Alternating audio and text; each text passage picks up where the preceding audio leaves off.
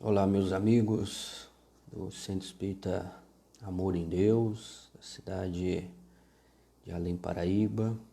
Uma boa noite a todos, boa noite a todos os internautas, companheiros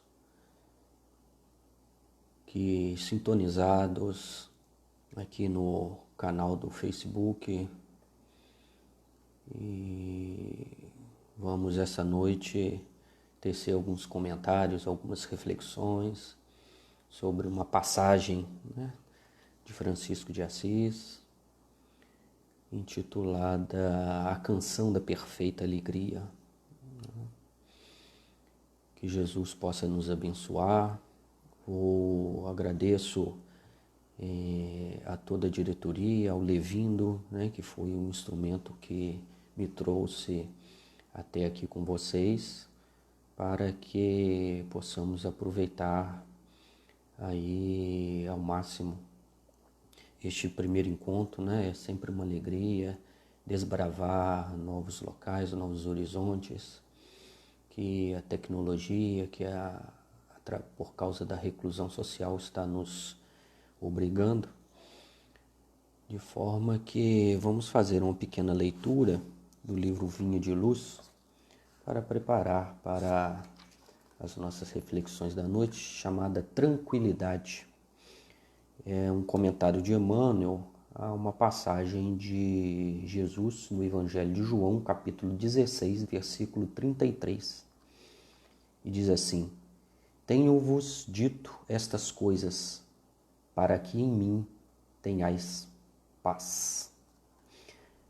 Diz Emmanuel: a palavra do Cristo está sempre fundamentada no espírito de serviço, a fim de que os discípulos não se enganem no capítulo da tranquilidade. De maneira geral, os aprendizes do Evangelho aguardam a paz, onde a calma reinante nada significa, além de estacionamento, por vezes delituoso. No conceito da maioria, a segurança reside em garantia financeira, em relações prestigiosas no mundo, em salários astronômicos. Isso, no entanto, é secundário. Tempestades da noite costumam sanear a atmosfera do dia. Angústias da morte renovam a visão falsa da experiência terrestre. Essa é a advertência de Emmanuel. Vale mais permanecer em dia com a luta que guardar-se alguém no descanso provisório e encontrá-la amanhã com dolorosa surpresa de quem vive defrontado por fantasmas. A terra é escola de trabalho incessante. Os obstáculos e sofrimentos são orientadores da criatura. Vou repetir essa frase. Os obstáculos e sofrimentos são orientadores da criatura. São professores. Vêm nos ensinar alguma coisa. É indispensável, portanto, renovar-se a concepção da paz na mente do homem para ajustá-lo à missão que foi chamado a cumprir na obra divina em favor de si mesmo. Então, todos nós temos uma missão,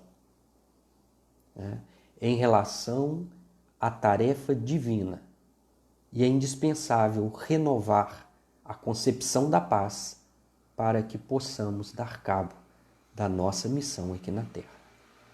Conservar a paz em Cristo não é deter a paz do mundo. Então, quando Jesus disse vim trazer a espada e não a paz, ele estava tirando a nossa paz, mas trazendo a paz dele. Porque a concepção de todos os conceitos que Jesus nos trouxe há 2000 anos vão de encontro ao mundo que nós estamos vivendo. Então, debruçarmos-nos no Evangelho é abrir perspectivas nossas, conscienciais, para uma vida diferente. Ou seja, é luta, é dor e é sofrimento. porque precisa de renovação. Para renovar, precisamos deixar para trás o que para trás ficou. Ou como diz o apóstolo Paulo, precisamos matar o homem velho. Não é fugir ao serviço, é aceitá-lo onde, como e quando determine a vontade daquele que prossegue em ação redentora, junto de nós em toda a terra. Renovar-se na paz do Cristo para cumprir a nossa missão é aceitar o trabalho, é ter fé de que tudo está certo, como nos ensinou Kardec, o acaso não existe. Então nós estamos na família certa, com as pessoas certas, no trabalho certo, na cultura certa, tudo correto, na melhor maneira possível para alcançarmos a nossa finalidade aqui, que é progredir, renovar-se, renunciar e fazer com que desenvolvamos em nós as nossas potencialidades e os nossos atributos. Continua Emmanuel. Muitos homens costumam buscar a tranquilidade dos cadáveres, da ociosidade, da inércia. Mas o discípulo fiel sabe que possui deveres a cumprir em todos os instantes da existência. Não existe uma hora, um minuto da nossa vida que seja desprovido de utilidade para que possamos encontrar a paz, renovarmos-nos e cumprirmos a nossa missão.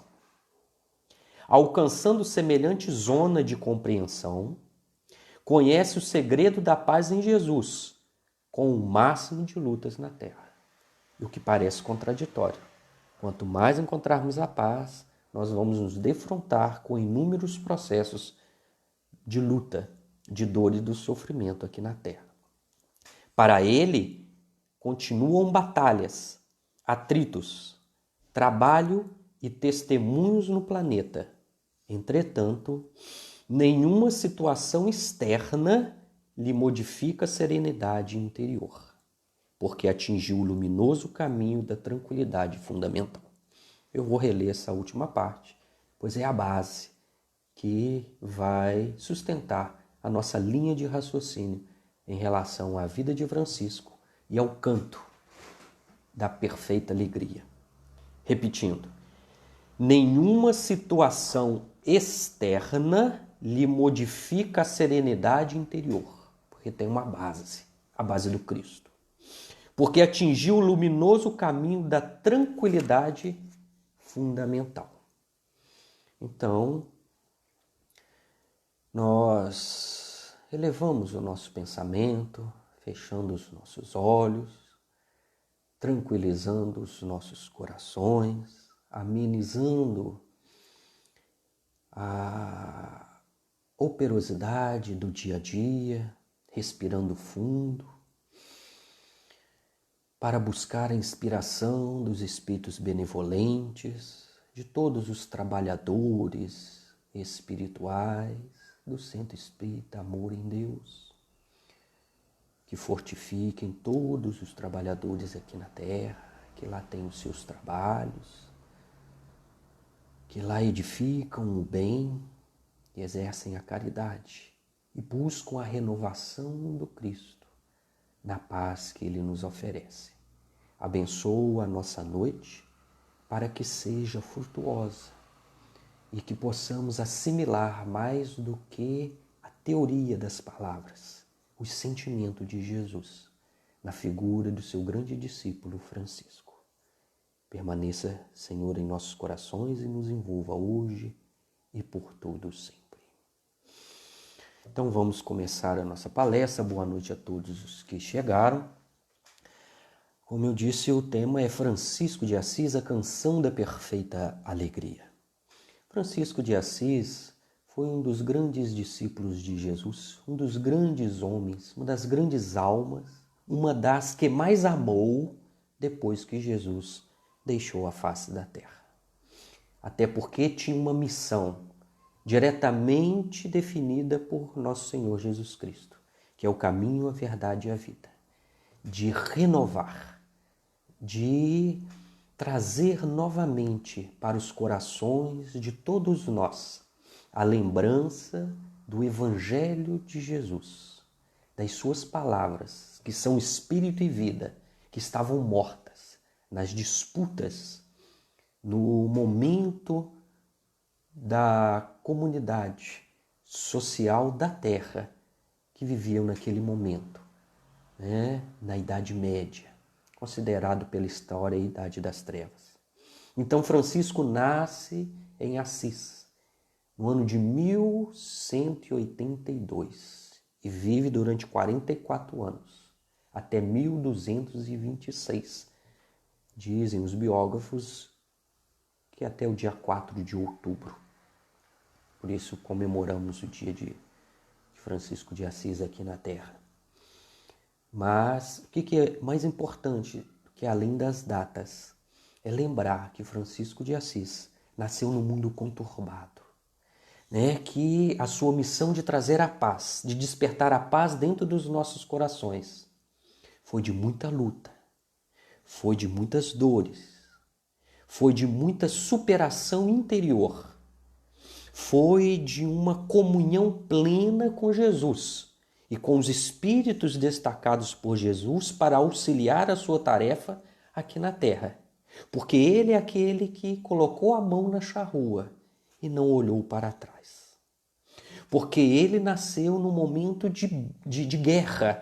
Se nós estamos hoje num momento de pandemia, que nos conclama a uma reclusão social, a uma introspecção, a um retorno para conviver com nós próprios e com os nossos familiares, a retornar à nossa base, a rever muitas posturas, a exercitar a caridade com aqueles que estão ao nosso redor, orando, acompanhando uma pandemia que dizima milhões de carnes, milhões de seres humanos aqui na Terra. Mas que, como nos ensinou Kardec, como nos ensinou Emmanuel na leitura que eu fiz, e no Evangelho de Jesus, tudo vem, todas as dores e os sofrimentos vêm para nos ensinar alguma coisa. Francisco também nasceu num momento de guerra. E aí quem matava não era o vírus, eram os homens. Os homens matavam em nome do próprio Deus. Porque ele participou aos 25 anos de uma guerra do Papa Inocêncio III contra o rei, né, o reinado do Barba-Roxa lá da Alemanha, invadindo a Cilícia. E sob o comando de Walter de Brienne, que foi um comandante, chamou vários jovens da cidade de Assis para ir para uma guerra. Então Francisco, na sua juventude, como um ser humano, não como um santo, não como um anjo, né, em que as dores não fizeram parte da sua vida, as decepções, as angústias, os sofrimentos, o não saber o que fazer no dia de amanhã, como lidar com todas as situações. Foi jovem como todos os outros da sua época, participava de todas as festas, participava das alegrias do seu tempo e tinha sonhos, como todo jovem tem um sonho. E o sonho dele era conquistar um brasão para sua família. E para conquistar um brasão, dado que ele não era de uma família nobre, era de uma família rica, filho de Pedro Bernardone, de Dona Pica Bernardone, ele tinha dinheiro, seu pai era comerciante, né? Vendia tecido para os nobres da cidade de Assis, mas eles não eram nobres.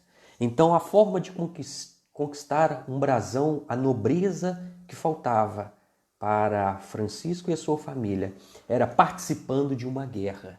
E ele então, né, como tinha dinheiro, comprou um cavalo muito bonito e se revestiu de tudo o melhor que existia na época que o dinheiro pudesse comprar para empunhar a bandeira da guerra.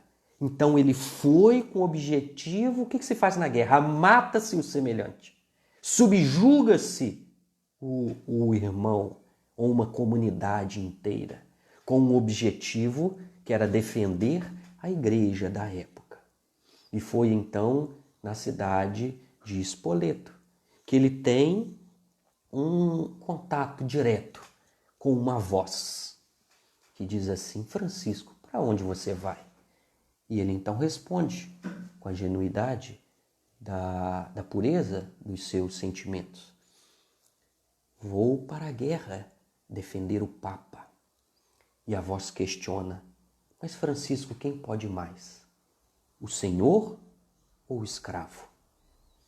Sem titubear, ele responde: o Senhor, é lógico. E a voz contra-argumenta: então por que você está seguindo o servo e não o Senhor?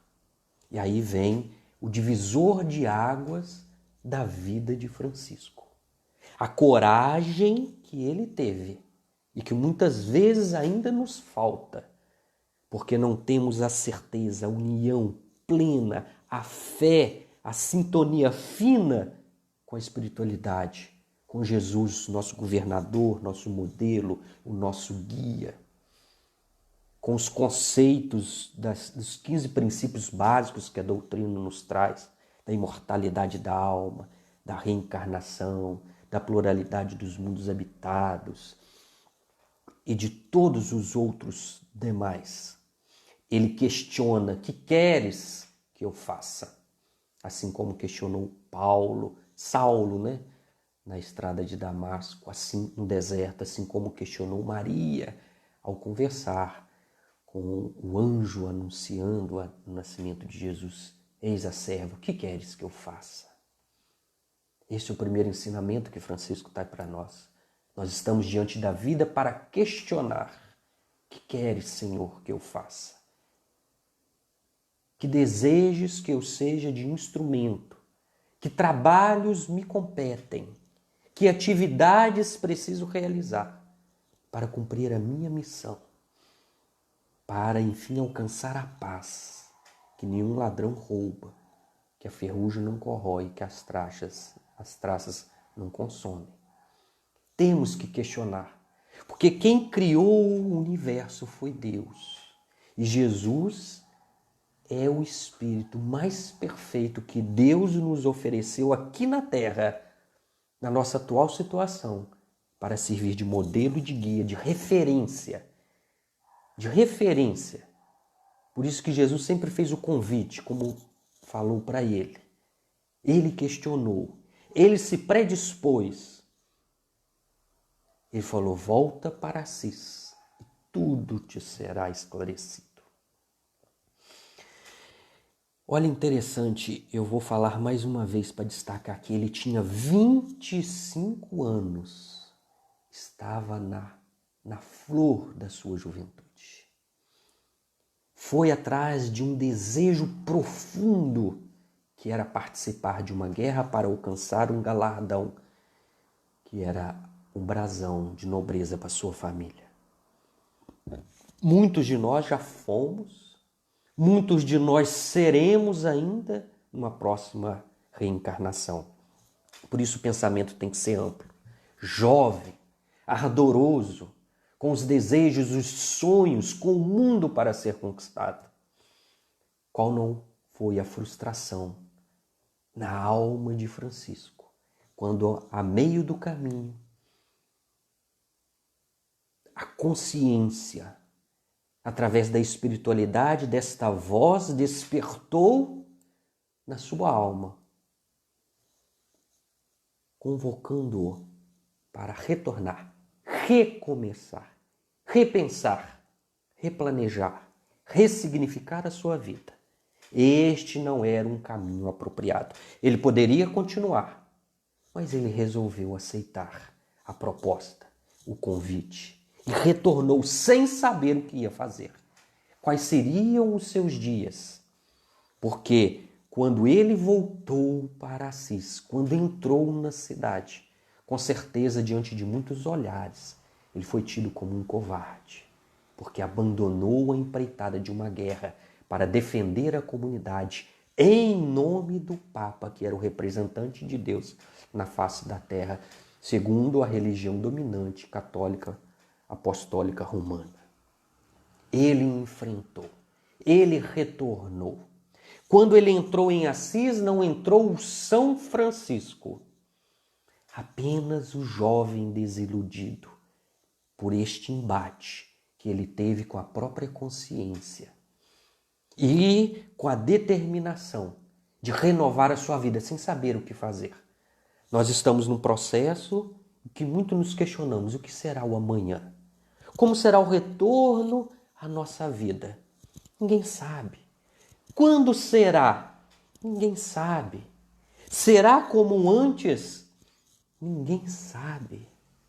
A vida, ela tem essa peculiaridade, que é a impermanência, que é a modificação, que é a conscientização que nós estamos tendo agora, como Francisco teve, de não saber o que vai acontecer amanhã. Mas podemos exercitar como ele a fé. Como que eu exercito a fé? Através da oração, através da introspecção, através do silêncio, através do jejum, como ele passou a exercitar na sua vida.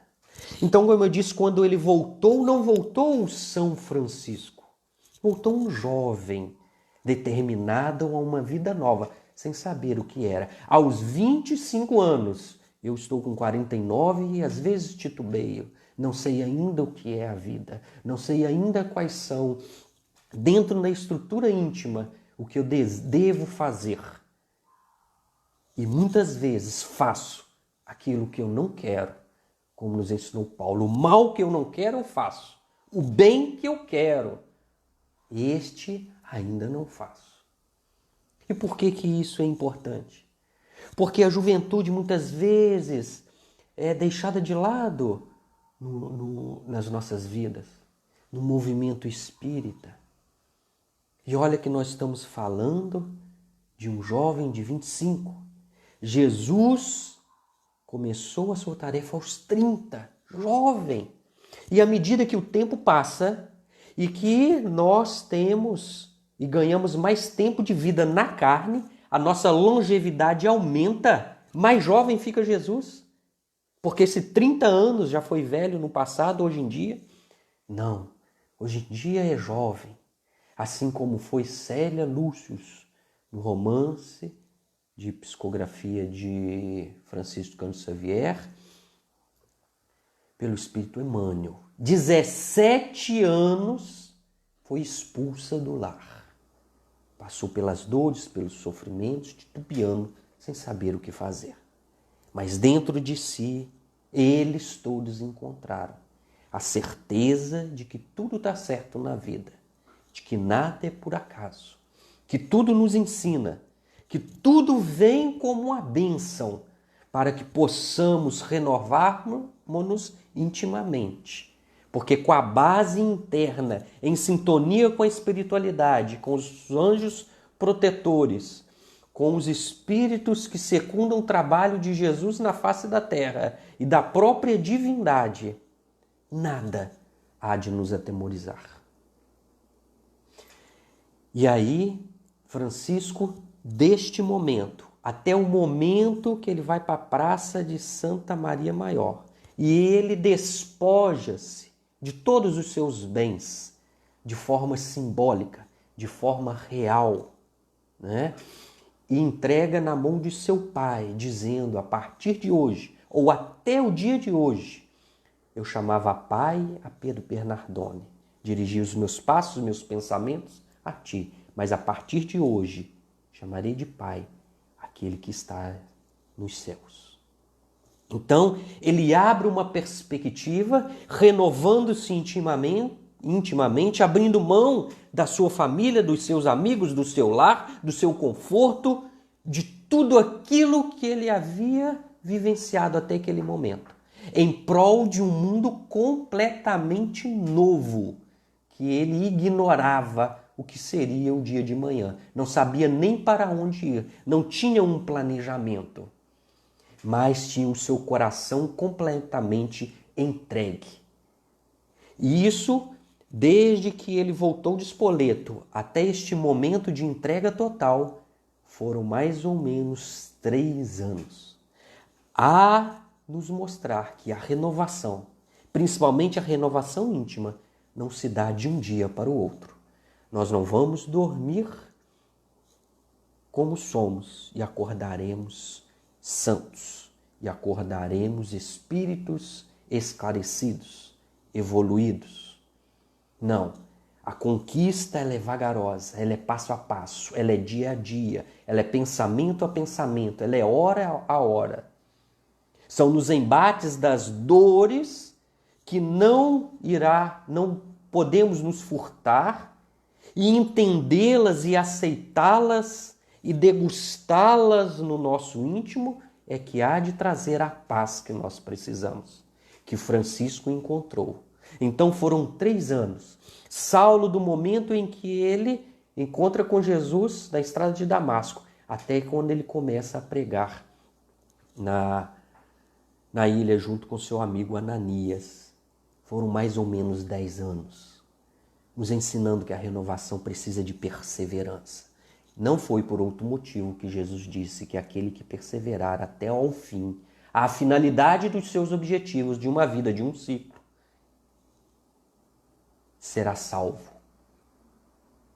né? Receberá o galardão da paz e da felicidade de haver conseguido superar a si mesmo, superar a todas as questões externas que fazem parte da vida aqui na Terra, no mundo de provas e expiações.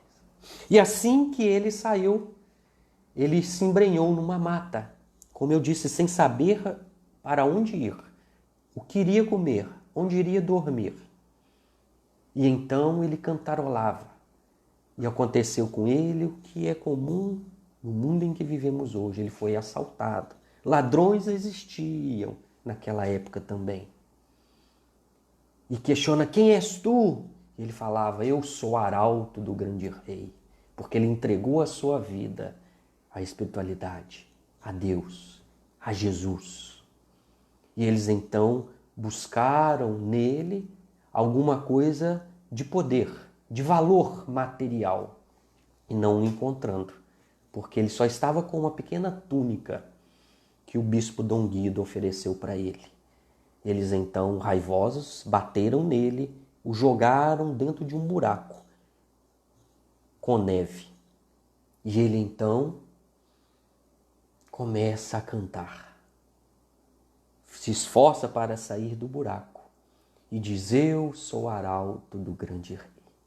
Porque a riqueza que os ladrões estavam procurando não iriam encontrar, não vão encontrar nas coisas materiais.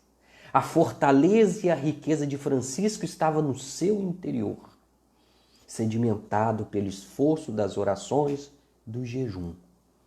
E por que eu estou falando dessa parte específica? Porque isso vai servir de base para vários anos depois, quando Francisco estava vindo de Perúgia para a cidade de Santa Maria, e então caminhava com o seu frade predileto, seu secretário, chamado Frei Leão. Frei Leão. E é interessante que os biógrafos dizem que de Leão ele só tinha um nome, embora os seus cabelos, lembrassem a juba de um leão. Ele era uma ovelhinha, tão suave, tão ameno, tão dedicado à vida e à pobreza ao lado de Francisco. O que também nos demonstra, de forma simples, o símbolo de que o externo não representa o que nós somos na nossa essência. Não é o belo das formas exteriores, Francisco nunca foi, é que vai determinar a certeza da vida que vamos ter, da felicidade, da paz, defronte dos embates que nós vamos encontrar. E estava frio, também era inverno, assim quando na noite em que ele saiu. E ele vira para Frei Leão e diz assim: ó Frei Leão, escreve, porque ele era o secretário, Francisco não escrevia. Então ele anotava, tudo aquilo que Francisco dizia. Anota, Frei Leão, qual é a perfeita alegria. E o que nós vamos... Aí ele começa a fazer um discurso sobre a perfeita alegria, para explicar para nós, né? Porque o ensinamento dele, assim como veio do Cristo, é para a humanidade. É para os espíritos encarnados, para os espíritos desencarnados. Era para todos aqueles que já determinaram em si a certeza de dias diferentes, né? Além das torpezas do mundo, dos sofrimentos coletivos, além das angústias da alma. É para todos nós que Francisco nos fez esta canção, né? Que é um poema, poderemos falar assim, é um poema, é um discurso, é uma pregação. E a metodologia, a pedagogia que ele faz é muito interessante, porque primeiro ele faz uma desconstrução. Primeiro ele diz o que não é a perfeita alegria. Primeiro ele diz o que não é paz, o que não é felicidade. Porque às vezes nós estamos buscando felicidade em questões, em fatos, em circunstâncias, em pessoas que mudam, que são impermanentes, que são instáveis. E nós buscamos a estabilidade. E quando nós buscamos a estabilidade em processos instáveis, nós não vamos alcançar a paz e a felicidade perfeita, como ele vem nos ensinar. Então ele diz, anota aí, Frei Leão. Ainda que os frades menores, os frades eram aqueles que o seguiam, que abraçaram a sua causa da pobreza em nome de Jesus, confiando que não precisava para caminhar, carregar nem 2 sapatos, nem 2 túnicas, porque ele seguia ao pé da letra os ensinamentos de Jesus. Anota que se os frades menores pregassem, soubessem pregar tão bem para todos aqueles que o ouvissem, não chegariam a alcançar a perfeita alegria. E continua a caminhar e ele volta a falar. Ó Frei Leão, escreve. Se eles tivessem o poder de revelar as coisas futuras, se eles tivessem o poder de ler as consciências das pessoas, ainda assim não alcançariam a perfeita alegria. Se os frades menores, ó Frei Leão, tivessem o dom das curas e conseguisse curar os cegos, levantar os caídos, ressuscitar os mortos de 4 dias, trazer audição aos surdos, ó Frei Leão, ainda aí os frades menores não alcançariam a perfeita alegria. E se eles soubessem pregar tão bem e convertessem todos os fiéis a Cristo Jesus, ainda assim, Frei Leão, não alcançariam a perfeita alegria. Se os frades menores falassem a língua dos anjos e soubessem o curso das estrelas e as virtudes das ervas, e lhes fossem mostrados os tesouros da terra, e as virtudes das aves, e dos peixes, e do coração dos homens, ó Frei Leão, escreve que ainda assim não alcançariam a perfeita alegria. Isso foi, segundo o biógrafo, mais ou menos 2 milhas andando, e Francisco conversando com Frei Leão. Até que ele para e Frei Leão se dirige ao coração bondoso de seu pai. Eles chamavam Francisco do pai, de paizinho.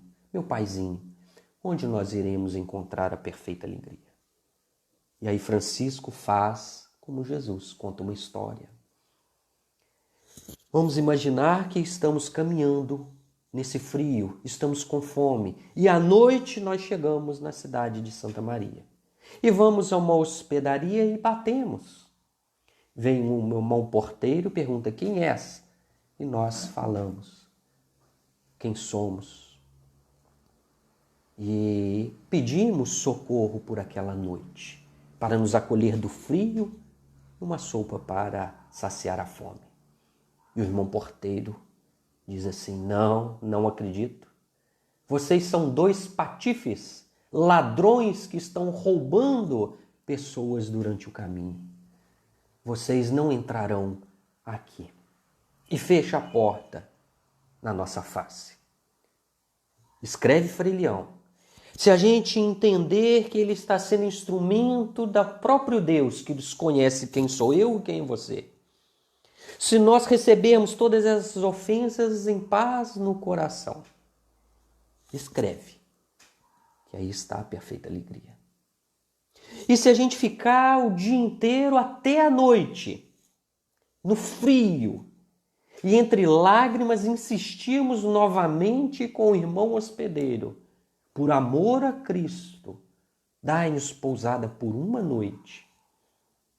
E ele então, raivoso, começa a nos esbofetear, a falar impropérios para nós.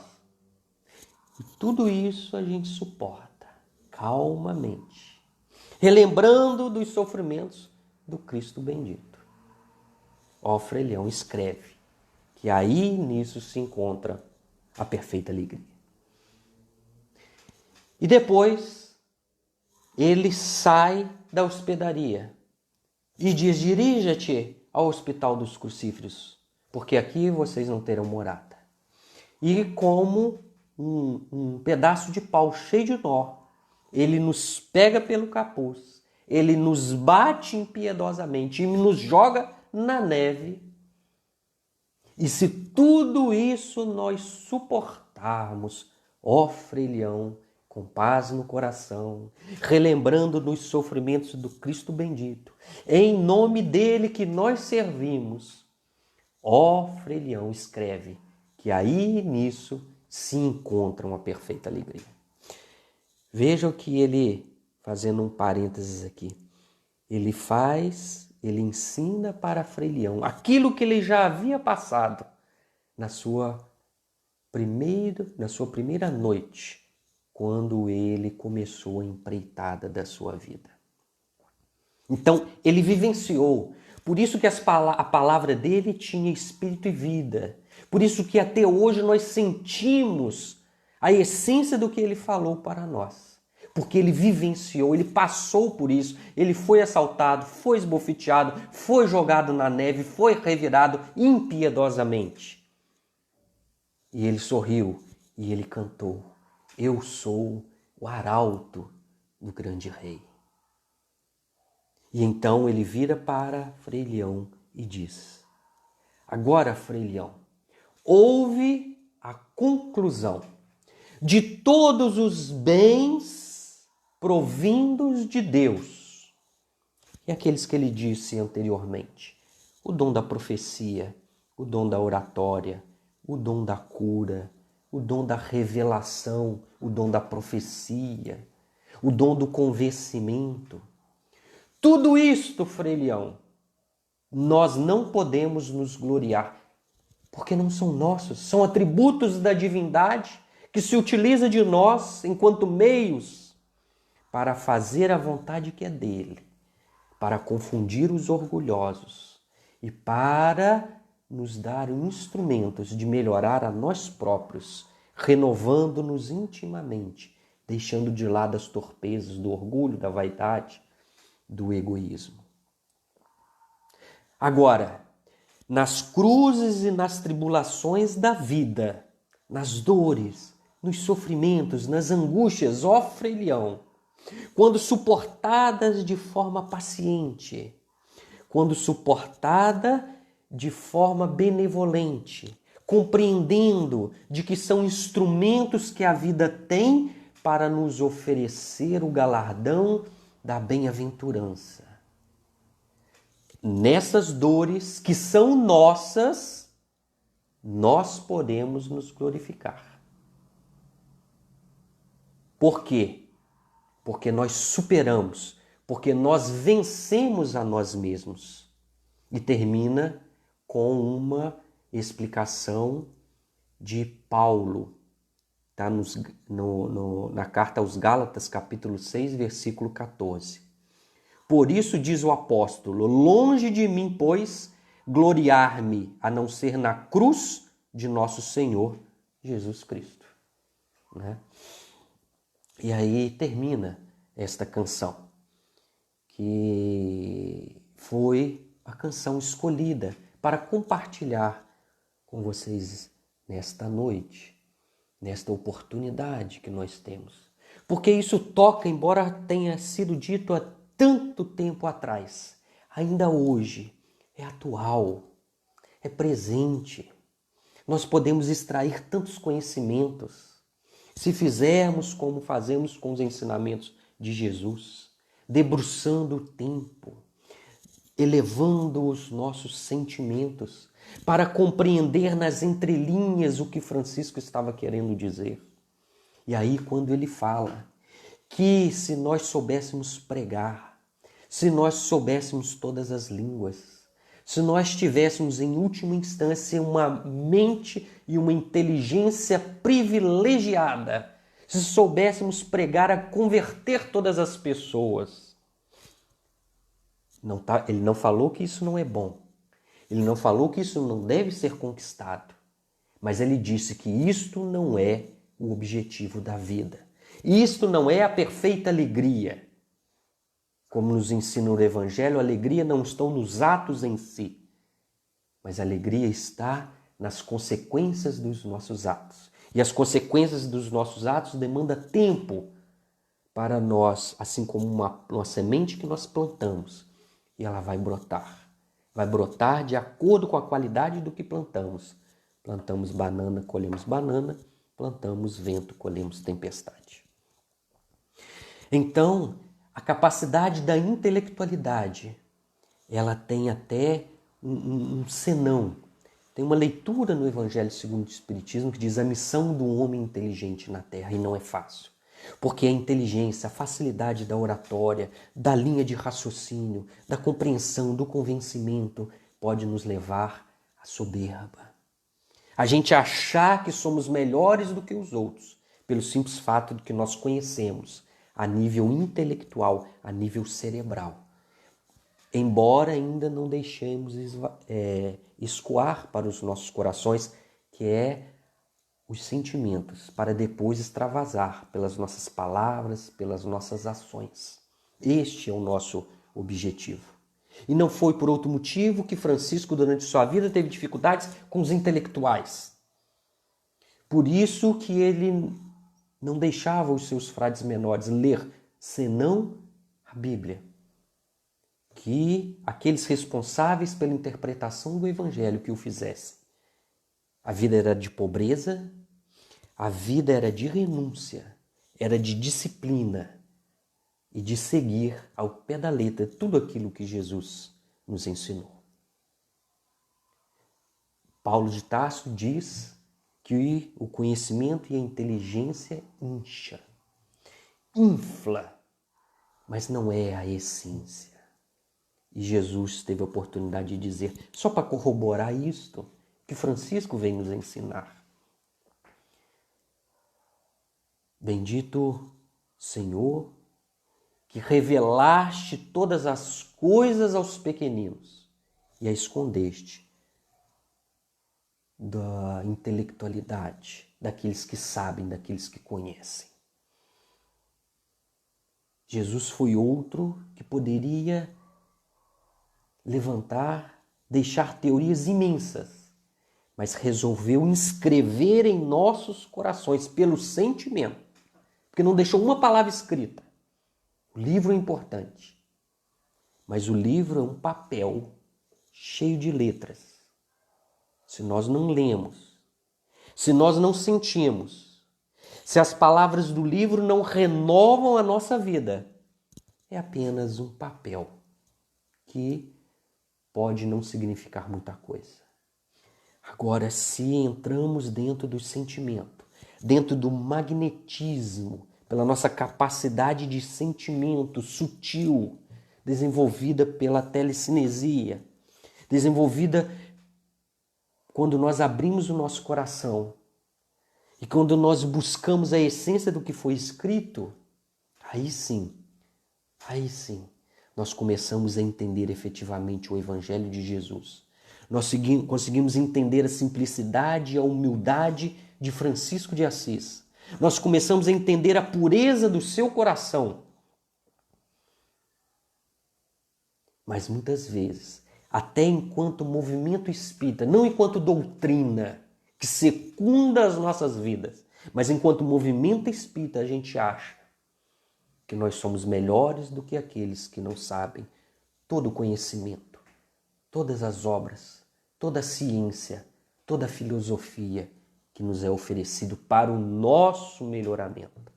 E o nosso melhoramento ele se dá na medida em que nós estabelecemos dentro de nós a base e no exercício da compaixão, que Kardec chama de caridade, nós oferecemos a paz ao outro.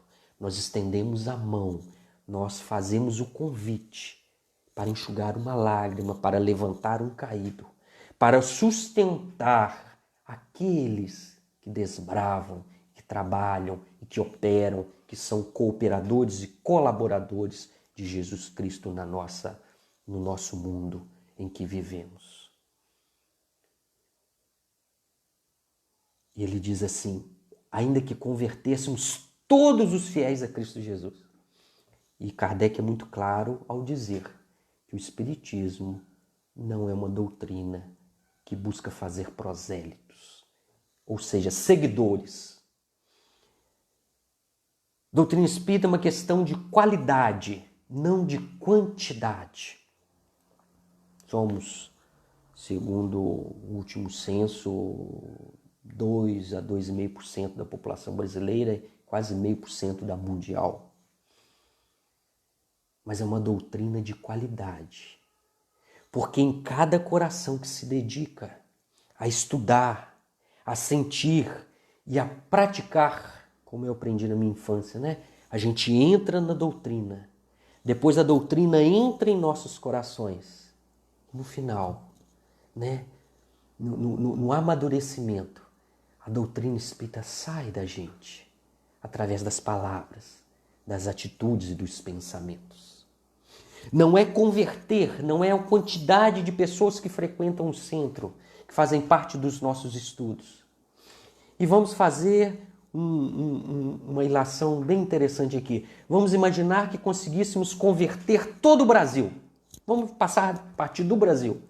Mais de 200 milhões de pessoas ao Espiritismo. Nós não estaríamos nem com a tarefa cumprida, nem com a nossa missão cumprida, nem com a felicidade perfeita, como nos ensinou Francisco.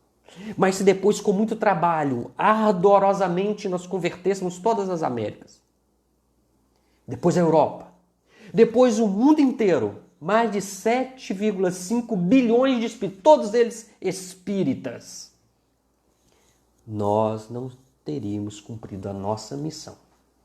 Nós não teríamos cumprido a missão de Jesus. Nós não teríamos alcançado a paz e a felicidade real, perfeita, nas palavras de Francisco. Até porque, para 7 encarnados, nós temos mais ou menos de 20 a 29 bilhões de espíritos desencarnados. Né? Os números não importam muito, mas são muito mais espíritos desencarnados vinculados à Terra. E depois de convertêssemos todos eles, que a tarefa pertence a Cristo, eu sou o bom pastor e levarei todos ao aprisco do Pai. Eu sou a grande videira, vós sois os ramos. Nós somos cooperadores e colaboradores. E se formos cooperadores e colaboradores pequeninos como Francisco, humildes e simples, que nunca quiseram aparecer em hora nenhuma, mas apenas cumprir a vontade do Pai. Feito tudo isso na Terra, a gente vai pegar um telescópio e vamos olhar para esse mundo infinito. E vamos descobrir que temos mais ou menos 100 trilhões de galáxias. Cada galáxia existem mais de 100 trilhões de sóis. Cada sol com o seu conjunto de estrelas.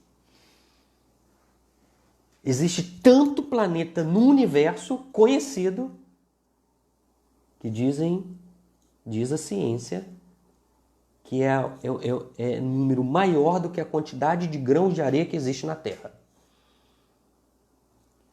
Tudo criação de Deus. Todos estes espíritos que compõem estes mundos têm o mesmo objetivo que o nosso. Foram criados simples e ignorantes destinados à perfeição. Então a nossa tarefa não é convencer, não é pregar, não é trazer todos ao arredio, ao pensamento kardeciano. Isso dá de forma natural ou não, porque também não precisa ser espírito para alcançar a evolução, para dar passos decisivos na nossa vida. Isso é soberba nossa. Não precisa. Precisa seguir os exemplos deixados por Jesus no seu evangelho. Nem seguir os passos que ele dava, mas seguir para onde ele ia, para onde ele foi, nos convocando, nos conclamando, porque ele diz: eu vou para vos preparar o lugar. E quando estiver pronto, eu voltarei. Para que onde eu estiver, vós estejais. Isso é amor, gente. Isso que Jesus espera de nós. Mas ele entende, ele respeita o nosso tempo, ele respeita a nossa determinação, ele respeita a nossa velocidade. Ele não tem pressa. Por isso que ele mandou Francisco de Assis, por isso que mandou o Gandhi, por isso que ele mandou Teresa d'Ávila, por isso que ele mandou São João da Cruz, Chico Xavier, e tantos, e continua. Porque às vezes um destes trabalhadores está ao nosso lado e nós não sabemos. Porque os seres humanos representantes de Jesus na Terra são como nós, seres humanos que choram, que sofrem, que têm dores, sofrimentos, mas acima de tudo, tenha certeza de que o maior dos dons de Deus não é curar, como ele falou, ressuscitar mortos de 4 dias, curar pela imposição de mãos, como fazia Francisco, como fazia Simão Pedro, o próprio Jesus. Não, também não é. Isso é consequência natural na medida em que acendemos a luz interior. Acendemos a luz, ela não fica embaixo. Ainda que coloquemos a mão para ninguém ver, ela espraia pelos nossos dedos. Não tem como esconder a luz. Não tem como deixar de contagiar quando nós amamos, diz o Evangelho. Ao seu malgrado, na presença do amor verdadeiro, ele cede. Então, não é a cura. Isso não vai trazer a perfeita alegria. Se nós acabássemos com a pandemia, viria outra, porque não é a primeira, nem vai ser a última. É isso que é fé raciocinada. Não vai acabar. Todo mundo hoje, se ninguém tivesse dor, amanhã teria gente sofrendo. Porque se alguém pudesse fazer isso, seria Jesus quando veio na Terra. Ele não fez. Ele não impediu que nós passássemos pelas experiências, pelo aprendizado. Então, como ele concluiu com Frei Leão, o maior dos dons de Deus é superarmos a nós mesmos. Por que superarmos a nós mesmos? Por 2 grandes motivos. Nós não podemos fazer nada com o outro. Nada. E aí eu remeto a uma questão 558 do Livro dos Espíritos. Alguma coisa incumbe aos espíritos fazer que não seja melhorarem-se pessoalmente? O que Kardec está perguntando? Além de melhorar-se pessoalmente, tem alguma outra coisa para fazer? Ou seja, qual o primeiro objetivo da reencarnação? Melhorar-se pessoalmente. Jesus nos ensinou, a gente não consegue aumentar 1 centímetro do nosso tamanho, né? Da nossa medida.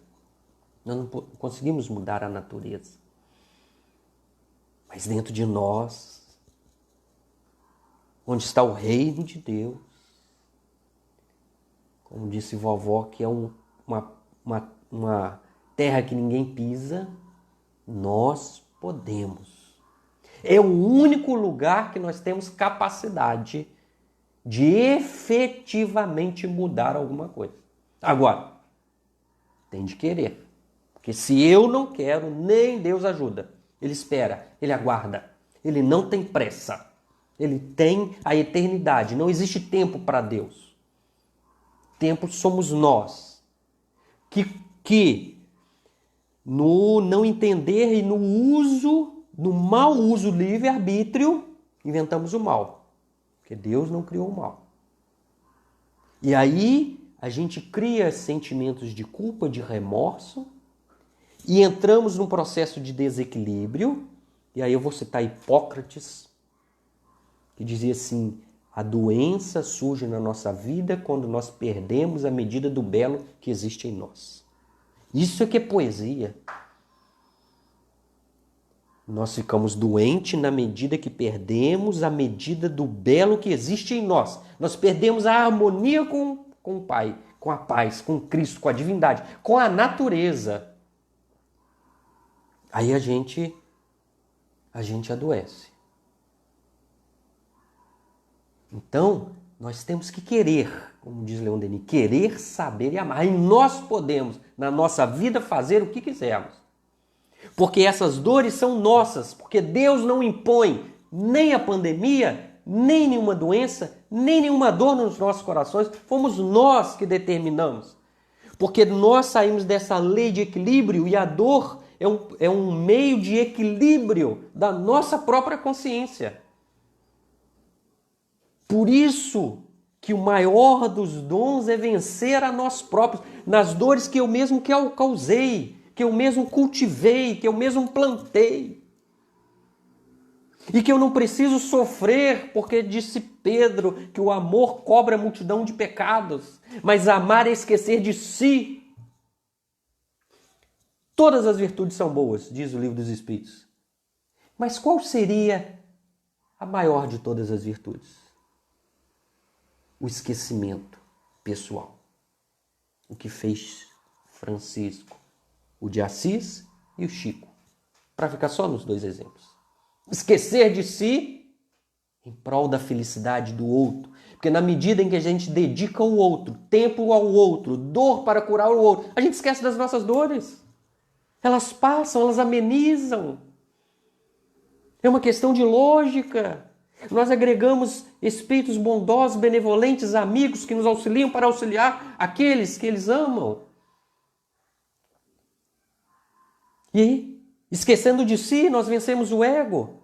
Vencemos o egoísmo, que eu não penso em mim, eu penso no outro. E na medida em que isso acontece, eu alcanço a paz, de fato. A felicidade que nenhum ladrão rouba, que a ferrugem não corrói, que a traça não consome. Vencer a nós mesmos. E aí Kardec perguntou assim, todos os vícios são ruins, mas tem algum que pode ser pior do que os outros? O interesse pessoal. O meu, o eu. Francisco esqueceu de si tão completamente que ele recebeu os estigmas de Cristo. Ele sentiu as dores de Cristo. Tal a sua completude, tal a sua entrega à vida que pertence a nós, que não vai ser vivida na próxima encarnação, nem quando a gente desencarnar. É agora, é hoje, não é amanhã, não é agora. Somos 8h30, está na hora de acabar. 8h30, tem muita coisa ainda para viver até amanhã. Quantas coisas nós podemos fazer, quantas decisões nós podemos tomar, vencendo em nós algo que está lá no fundo. E se a gente não tiver toda a capacidade que possamos rogar a Jesus, Senhor, aumenta-nos a nossa fé.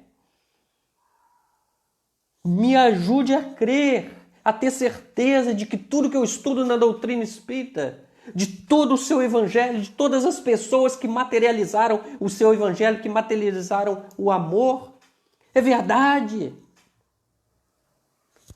E vamos testar, como diz Padre Germano, Memórias do Padre Germano. É tão bom ser bom. Vamos testar. Se não for, embrenhemos por outras teorias filosóficas, materialistas, das mais diversas matizes que existem na Terra.